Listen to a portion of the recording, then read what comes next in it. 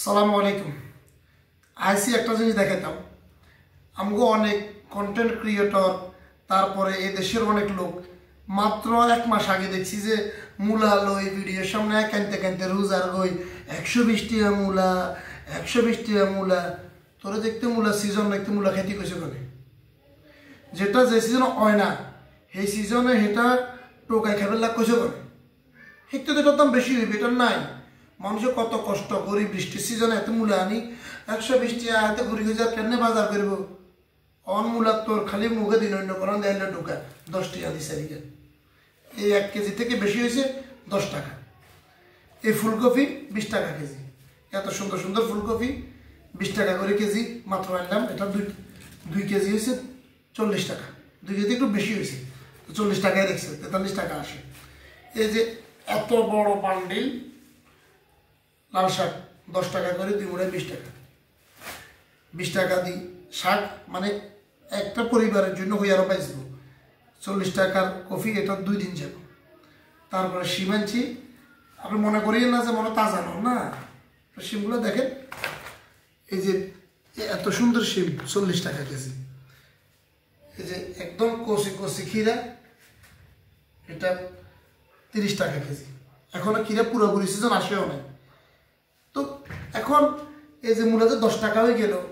আমি আমার একটা জমি, আমি তো কৃষিকাজ করি, আপনারা জানেন, মাঝে মাঝে কৃষি ভিডিও দেখেন, কদুটদের ভিডিও দেখেন। আমি একটা জমি প্রস্তুত করছি মূলা রইবেন না, তো অনার যে 10 টাকা দেখবে না মূলা আর রমনি আর এক কলে গেছে না। তো কৃষকেও তো কিছু খাই বাঁচতে হবে।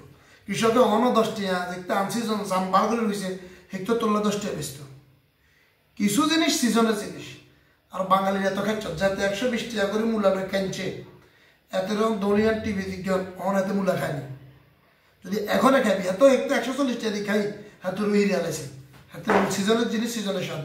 আমরা মনে আছে মূলারে ছোট ছোট ইসা মাছ দিয়ে রাখলে আমরা সকালে বেন্যা উড়ানে বই রোদের ভিতরে খেতাম শীতের দিন, এত স্বাদ লাগতো। লাউ শীতে খেলে স্বাদ, হ্যাঁ তা আউড়েন না লাউ দেখতে হাত নাই হওয়াত নাই, লাউ কদুর মোড়া কে লাউ আনে হ্যাঁ দেখতে গেতা সরিয়া করলে। আজকে লাউ ডাগুন বিয়েতে ব্যাগের বাজারে 30 টাকা করে ডাকি ডাকি বেচের, যদিও নিজের মার্কেট নষ্ট করে দিয়ে আর লাউ এবার তো মানুষকে বান্নার করে 30 টাকা।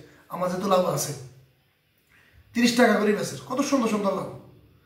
এবং ধনিয়া আমার কাছে ভিডিও আছে, ওই ভিডিওটা হয়তো পোস্ট করবো অন্য কোনো জায়গায়। এত এরকম মোটা ধনিয়া, কত জায়গা ধনিয়া উড়াইলে 1 মুড়া হয় 10 টাকা। উড়াই না যাতে উড়ায় হাতে লেবার খরচ হয় না। 500 টাকার লেবারে গিয়ে পুরা দিনে 50 বন্ধা উড়ে হইতো না। এরকম সস্তা সময়ের জিনিস, সময় সস্তা। তুই ফুলকপি খাবি বর্ষার সবজি টুয়াবি অঙ্গা খাইতেও জানে না আন্দাজ জায়গার।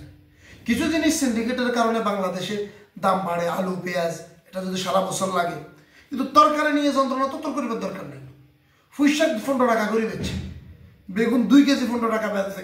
এই গোল বেগুন যেটা তুই দেখতে খাইতি না, তুই দেখতে আনছে একটা সরিয়া দিয়ে খাবি। আগে খানা শিখ কনকতে কি খাইতে হইব, তারপর সমালোচনা করিস।